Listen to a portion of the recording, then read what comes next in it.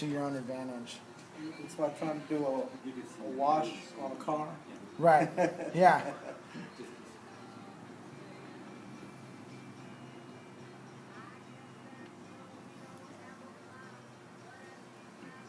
So is there any particular problems that you guys have when painting a figurine or especially with acrylics and stuff, like anything in particular? I'm curious about your wet palette. You put that piece of paper down, you say it's not porous, and yet it is wet on the top, isn't it? But it doesn't. No, it's not. It's not wet at all. Oh, really? Yeah, it feels damp almost, like not damp, but it feels cold when you touch it. I mean, you can.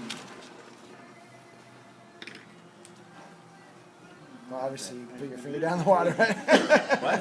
Hey, this thing's totally wet now. It's still floating on water, Yeah. though, too. So, like right there where you kind of push some water up, you Yeah. can see that bubble of water. But there's no water coming. If there was paint going down through there, it's going through the palette paper, which means water's coming back up. The palette paper that these palettes come with, when you put your paint on right here, you'll see this purple thing going straight down to the bottom of your sponge. Now my sponge is dirty because I cleaned my brush out on it and all that stuff, but yeah, otherwise it's only the only water that's going in this paint is that water that I put. When you originally put it in there, you actually submerged that paper to get it wet top and bottom. No, I just put it on the top and I put these things around like that, and so that kept it dry on top. Okay. I mean, eventually, sometimes as you're painting, water does get up on there. But I find that that's usually when my painting starts going a little awry because my color mixes aren't the same anymore. Mm-hmm. You know, I got way too much water in there. And quite honestly, I used to think, put more water, put more water, put more water. That was the big thing, like dilute your paint, dilute your paint. And there's a certain point where your paint's not effective anymore. That cool little wash I showed you where it was like 5% paint does nothing to your, and you don't have any binder anymore. So you got paint that's gonna like fall off and it's not painting anything. I used to paint for hours and nothing would happen. And I thought I was like doing something really cool. This is high-end painting, this is how it works. But it's not necessarily true. If nothing happens, then nothing's happening, you know. Except for when I want nothing to happen, then that's a good thing. But I like to control exactly. I like to control as many parameters as I can. So controlling the thickness of my paint and how fast it's drying. Those are things that I can control to an extent.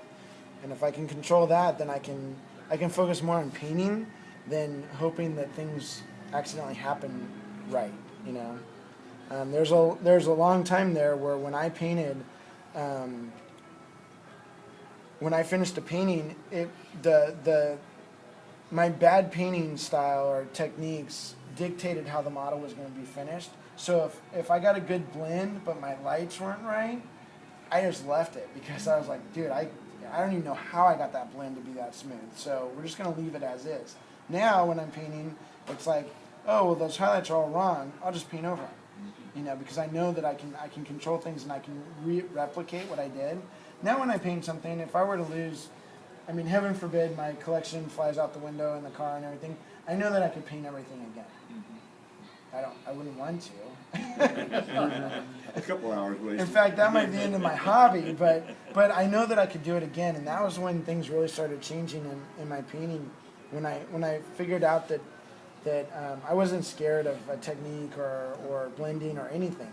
I was just like, let's do it. Let's put this cool lighting effect on the side of the model. And it might take me 3 tries, but I'm not worried about learning how to blend. I'm not worried about my highlights or anything. I'm just worried about where the color's supposed to go.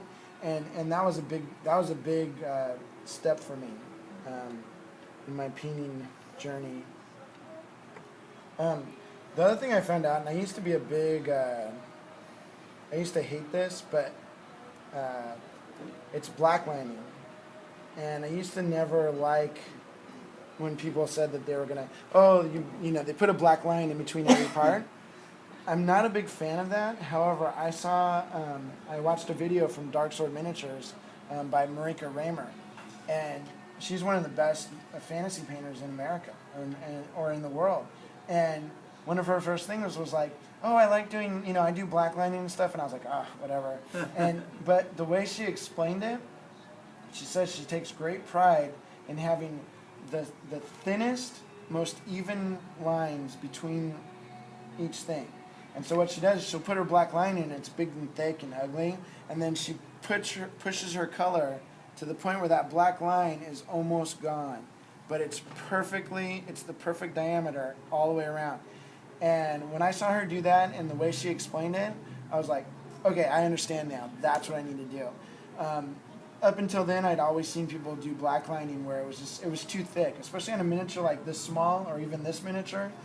You're going to see this big wash of a black line, and it just looks horrible.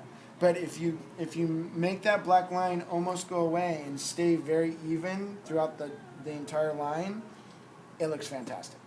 So it's just one of those things. And if you look at 2D art, when people are painting 2D art, they have a lot of those black lines in their paintings everywhere. And even though it's not a color that would naturally be in between two things, it defines those spaces. And if it's very, very thin and very small, like so minuscule that you don't really notice it, but you notice it's there because you can actually focus on the entire miniature, it looks really cool. So I've been like rethinking my whole life course now on black lining, and I'm actually really starting to enjoy it. I'm putting in that real thin black line or a really dark brown line. The colors you're using have to be totally opaque so that you can paint out. Right. But the thing is, on something like that, the line is so thin and so small, like even putting that little bit of extra, like if you're going purple to black to white, cutting out some of that real thin black line, it doesn't take a whole lot of paint.